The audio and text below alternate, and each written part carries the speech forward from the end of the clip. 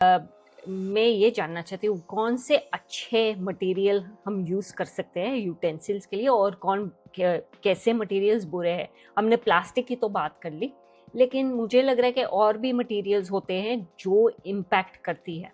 देखिए, एक तो जो नॉन स्टिक हम लोग घर में रखते हैं वो दैट इज़ वेरी बैड, क्योंकि उसके अंदर नॉन स्टिक कोटिंग होती है। वो धीरे धीरे धीरे धीरे आपके खाने में आपके अंदर जाती है, एजिंग का कारण बनती है, कैंसर का कारण बनती है, बहुत सारे फंक्शंस को जो है आपके प्रभावित करती है। इसके साथ साथ एल्यूमिनियम के बर्तन भी हमको अवॉइड करने चाहिए।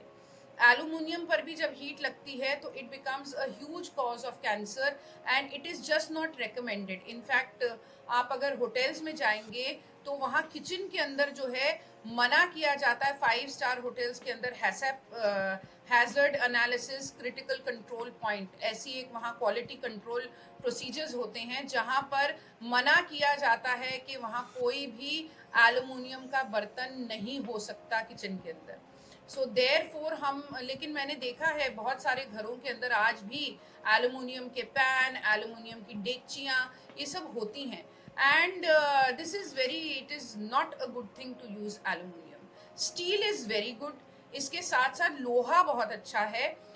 लोहा इसलिए अच्छा है क्योंकि आपको मैं बताऊं, अगर कभी भी आप कोई टेस्ट करवाएं और उसमें आपका आयरन लेवल्स कम आए हैं तो आपको कहीं बाहर से कोई आयरन की गोलियां खाने की ज़रूरत नहीं है। एक आयरन की कढ़ाई लाइए, उसमें खाना बनाइए, and within a week आपके आयरन लेवल्स नॉर्मल हो जाएंगे। So it is that good.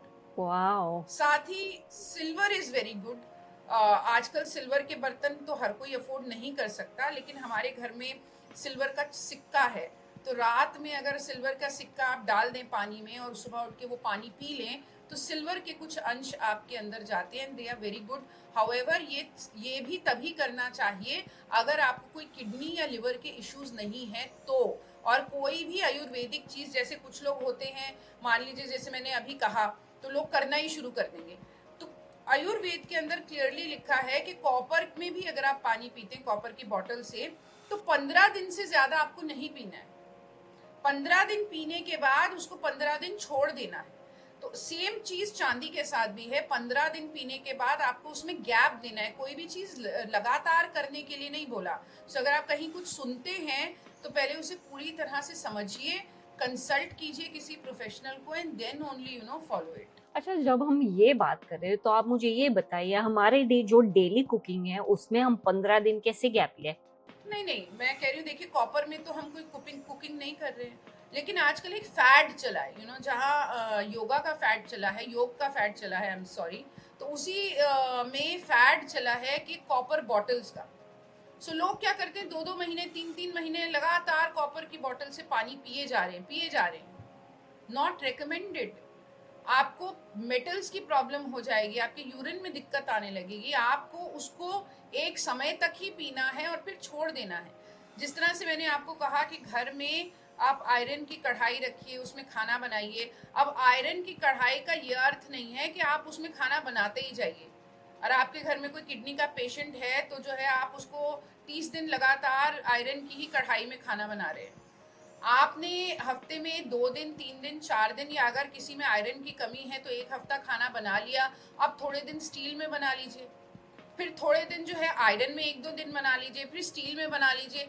So this you have to do, you have to play with your things. Like for example, आपका जो ऑयल है, you must change it every 15 days, it is very important. So कुछ लोग क्या करते हैं, घर में 5-5 किलो का तेल ला करके रख लेते हैं, विच इज़ नॉट रिकमेंडेड। क्योंकि जब आपका एक जैसा तेल होता है तो कहीं ना कहीं विटामिन B12 और ओमेगा फैटी 3 एसिड्स की कमी आपके अंदर होने लगती है। अच्छा, मुझे ये जानना है कि खाने का सही तरीका क्या है? हमको नीचे बैठना चाहिए, चेयर पे बैठना चाहिए, टेबल पे खाना चाहिए, स्पून से खाना चाहिए? ये जब हम खाते हैं, हम कैसे खाएँ? देखिए, वैसे तो आपको मैं बताऊं, वेद का ही सिद्धांत आपको बताती हूँ, हमें कट्टर नहीं होना है। देश काल परिस्थिति के अनुसार हमें फ्लेक्सिबिलिटी को मेंटेन करना है। आप अगर एयरप्लेन में ट्रैवल कर रहे हैं, अब आप बोले नहीं मैं तो नीचे ही बैठ के खाएंगे, तो ऐसा नहीं संभव हो सकता। तो आप देखिए आप कहाँ पर हैं, क्या उस जगह पे वो संभव है। लेकिन आम तौर पे जो आपका रेगुलर लाइफस्टाइल है उसके अंदर आप ज़मीन पे बैठ के खाएँ तो अच्छा है। बिस्तर पर नहीं खाना चाहिए। एस्ट्रोलॉजी में कहा जाता है कि बिस्तर पे खाने से राहु खराब होता है आपका। इसलिए बिस्तर को अवॉइड करना चाहिए पूरी तरह से, क्योंकि वो आपका शयन, आपकी निद्रा की जगह है, उसको रिस्पेक्ट करना है आपने। और दूसरी चीज़ जो है, प्लास्टिक की चेयर पे बैठ के या सोफास पे बैठ के खाने का कोई मतलब नहीं है, जहाँ आपका पोस्चर भी सीधा नहीं हो पाता। कुशन की वजह से आपका पोस्चर ठीक नहीं हो पाता। ज़मीन पे बैठ के खाना इसलिए सही माना जाता है क्योंकि आपका मूलधार चक्र जो है, यानी आपका रूट चक्र जो है, वो धरती से टच कर रहा है, और मूलधार का और धरती के तत्व एक ही हैं। और साथ में हाथ से खाना खाना इसीलिए जो है वो सुझाया जाता है शास्त्रों में। पांचों तत्व जो हैं वो एक साथ आ जाते हैं जब आप हाथ से भोजन करते हैं। So that is important. But flexibility को मेंटेन करिए। आप अगर कहीं पे गए हैं, मान लीजिए आप, मैं कहती हूँ किसी के कल्चर को आप डिसरिस्पेक्ट मत करिए। मैं मान लीजिए रोम गई हूँ, मैं भारत में रहते हुए तो उतनी इंडियन नहीं हूँ, लेकिन रोम जाके मैं बोलूँ नहीं नहीं मैं तो यहाँ ज़मीन पे बैठ के ही खाना खाऊंगी, डजंट मेक सेंस। आप 10 दिन 15 दिन जितने भी दिन रोम गए हैं या अमेरिका गए हैं या ब्रिटेन गए हैं, जहाँ भी गए हैं, आप उनके उनके अनुसार अगर बैठ के खा रहे हैं, ऐसा कोई आवश्यक नहीं कि उनके अनुसार ही आपने खाना है। लेकिन if you are just trying to pretend that I am a great Indian, then don't do that. If that is your habit कि आप कहीं भी जाते हैं ऐसे ही खाते हैं, then it is good enough. But देश काल परिस्थिति में आप फ्लेक्सिबल जरूर रहिए। किसी की शादी में गए हैं, खड़े होके खाना खाना पड़ रहा है, इट्स ओके, एक दिन में कुछ नहीं बदलेगा। कोई डायरेक्शन है, स्पेसिफिक डायरेक्शन जहाँ पे हमको देखना चाहिए और खाना चाहिए?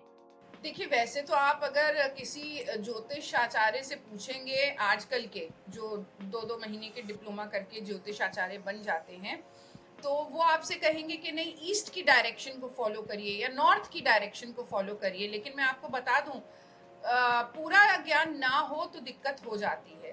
ज्योतिष के अंदर भी बहुत सारी ऐसी कुंडलियां होती हैं जिनके लिए साउथ की डायरेक्शन बहुत फेवरेबल होती है, जैसे कि मेरे लिए साउथ की डायरेक्शन बहुत फेवरेबल है। तो इसमें मैं आपको कोई उचित उत्तर नहीं दे सकती। अगर आप भारतीय पद्धति को फॉलो करते हैं तो आपको अपने एस्ट्रोलॉजर से कंसल्ट करना चाहिए। सभी के लिए नॉर्थ और ईस्ट ही अच्छा हो ऐसा ज़रूरी नहीं है, सभी के लिए साउथ बुरा हो ऐसा भी ज़रूरी नहीं है।